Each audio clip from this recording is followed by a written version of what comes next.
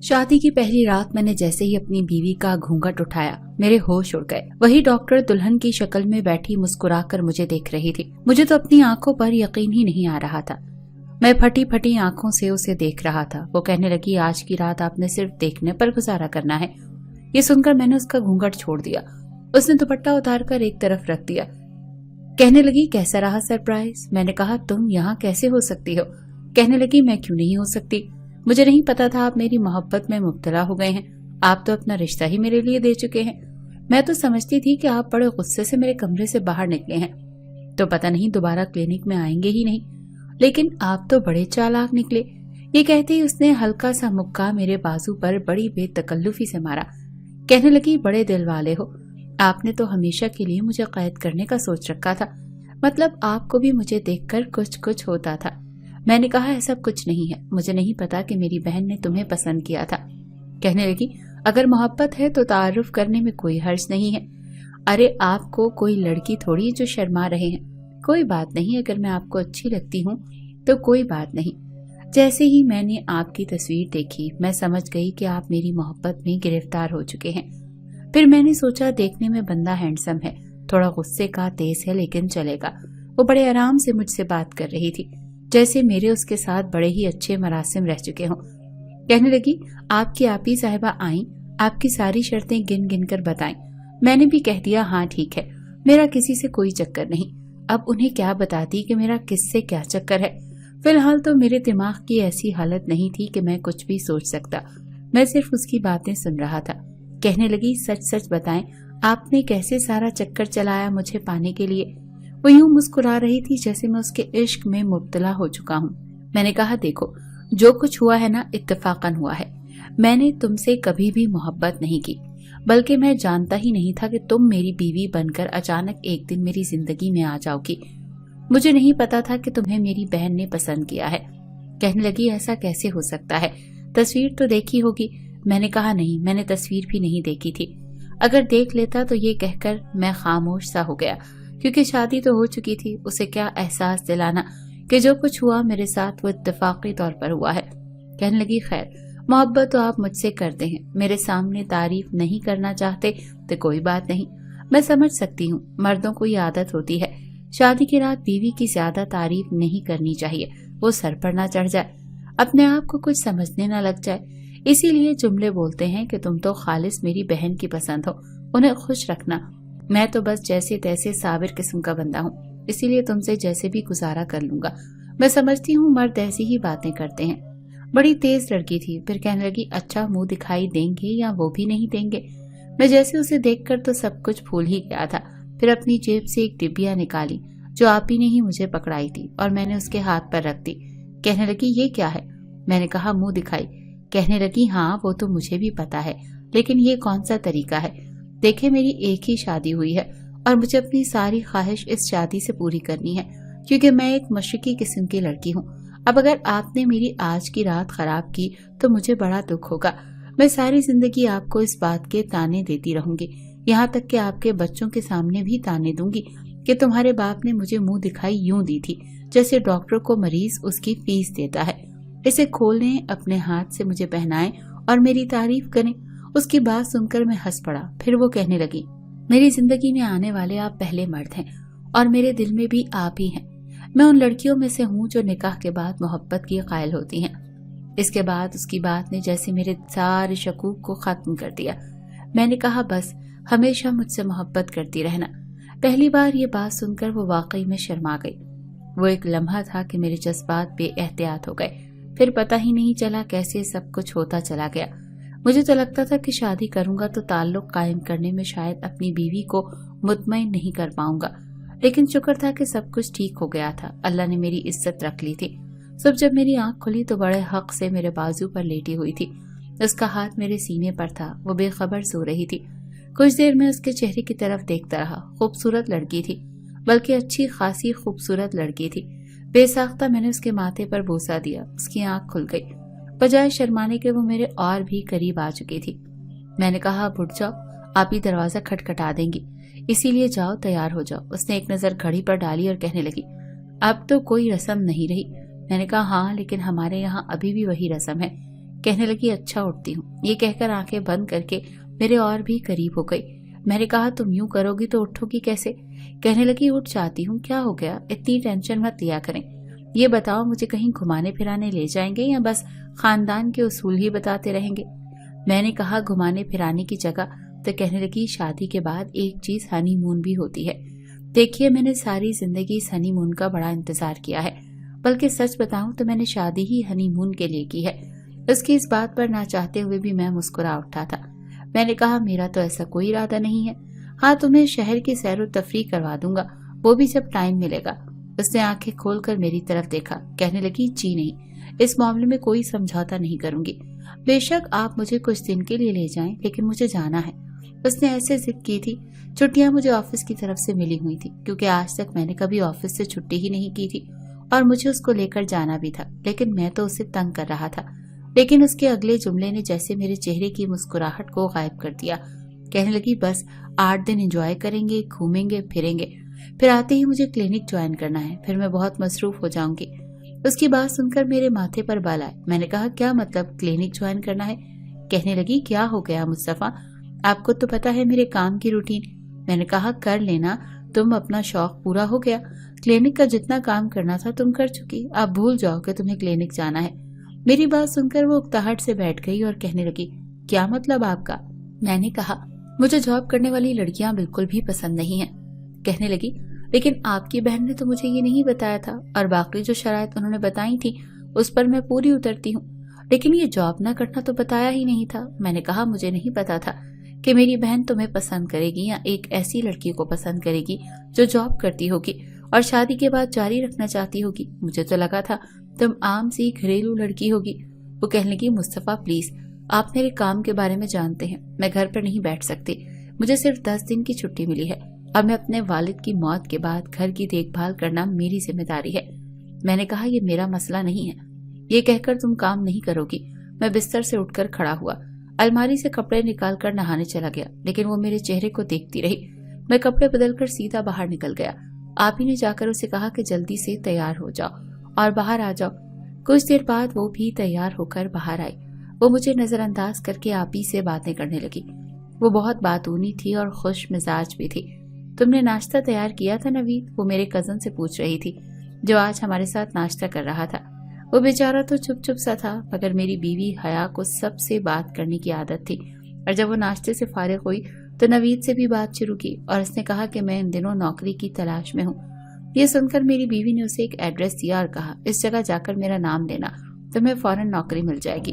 مجھے دوستانہ قسم کے لوگ زیادہ پسند ہیں، حالانکہ ان کے درمیان عام لوگوں کی بات چیت ہوتی تھی، لیکن مجھے برا لگ رہا تھا۔ میں چاہتا تھا کہ وہ ہر کسی کے ساتھ بے تکلفی سے بات نہ کرے، میرے کزن سے بھی نہیں۔ وہ جس طرح سے میرے کزن سے بات کر رہی تھی، میرے ذہن میں کچھ اور ہی چلنا شروع ہو گیا تھا۔ پھر وہی وسوسے جو میرے وجود میں آگ لگاتے تھے، وہی چہرے ایک بار پھر میری آنکھوں کے سامنے آنے لگے۔ میری نظر نوید پر پڑی جو ہنس رہا تھا، پھر حیا پر پڑی جو میرے پاس بیٹھی تھی اور اپنے بال کھول کر مسکرا رہی تھی۔ اچانک میری بیوی کی نظر مجھ پر پڑی۔ وہ مجھ سے پوچھنے لگی تمہیں کیا ہوا ہے مصطفیٰ؟ مجھے اپنے آپ سے خوف آنے لگا تھا، لیکن مجھے ایسا لگ رہا تھا جیسے میں چھپ نہیں پاؤں گا۔ وہ بار بار مجھ سے کہہ رہی تھی مجھے بتائیں کیا ہوا ہے آپ کو۔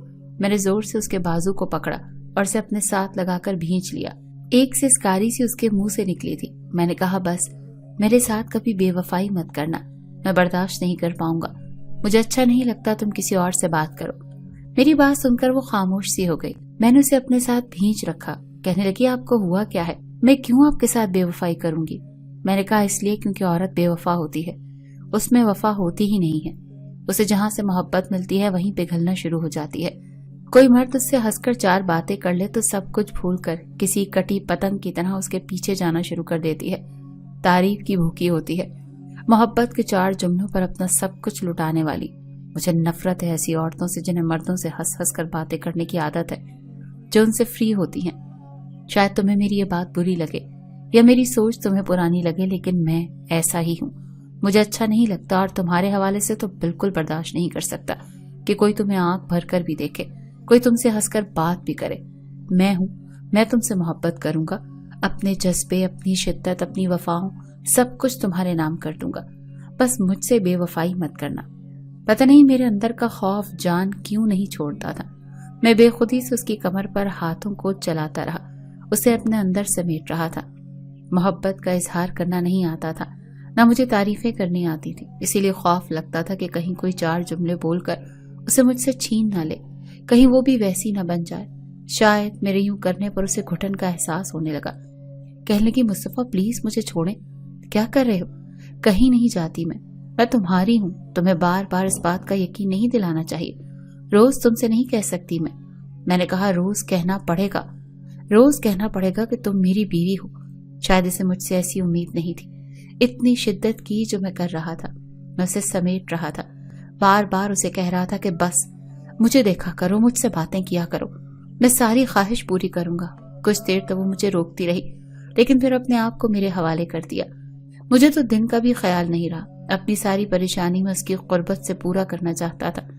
उसने भी मुझे रोका नहीं, बल्कि साथ देती रही, मुझसे मोहब्बत का इजहार करती रही, बार बार कहती रही कि मुस्तफा मैं सिर्फ तुम्हारी हूँ। लेकिन मेरे अंदर का खौफ ही खत्म नहीं होता था। मैं उसे चंद दिन के लिए मरी ले गया। वो बेहद खुश थी। एक बार जब हम बाहर जाने लगे तो उसने काफी डार्क लिपस्टिक लगाई। मैं अभी भी होटल के कमरे में दाखिल हुआ था। मैरून रंग की लिपस्टिक में उसका चेहरा और सुनहरी रूप मजीद प्यारा लग रहा था। मुझे देखकर मुस्कुराने लगी। काफी लंबा स्वेटर पहन रखा था, इसके अलावा गर्म शॉल भी पहनी हुई थी। हम बहुत एंजॉय करने वाले थे, मगर फिर वो कुछ हो गया जो किसी ने सोचा भी नहीं था। मैं उसके पास गया और अपनी बाहों में भर लिया। वो मेरी बेताबी पर मुस्कुराई, मुझे देखने लगी। तभी मैंने उससे कहा, जाओ और ये मेकअप उतार कर आओ। ये सुनकर वो घबरा गई। क्या बात है मुस्तफा, मैं अच्छी नहीं लग रही? मैंने उसकी बात को नजरअंदाज कर दिया और उससे दोबारा कहा, जाकर मुंह धोकर बाल बांध लो, फिर हमें बाहर जाना है।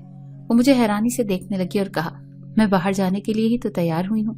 मैंने कहा, इस तरह नहीं लेकर जाऊंगा। ये सुनकर उसने कहा, मैं तुम्हारे लिए तैयार हुई हूँ। मगर ये सुनकर मुझे गुस्सा आ गया। मैंने चिल्ला कर कहा, अगर कोई और तुम्हें देखेगा तो मुझसे बर्दाश्त नहीं होगा। मेरी बात सुनकर कहने की, इसका मतलब है कि मैं कभी तैयार नहीं हो सकती? तुमने ये कैसी बात की है? समझी, मैं यहाँ एंजॉय करने आई हूँ और मैं जानती हूँ कि हमें ऐसा मौका दोबारा नहीं मिलेगा। आपका काम शुरू हो जाएगा और मुझे क्लिनिक जाना है। ये सुनकर मुझे और गुस्सा आ गया। मैंने अपनी बीवी से कहा, तुमने कहा था कि अब तुम क्लिनिक नहीं जाओगी। अपनी फैमिली के लिए जितना करना था तुमने कर लिया, अब तुम जॉब नहीं करोगी। मैंने नल खोला और उसके मुंह पर पानी के छींटे फेंकने लगा।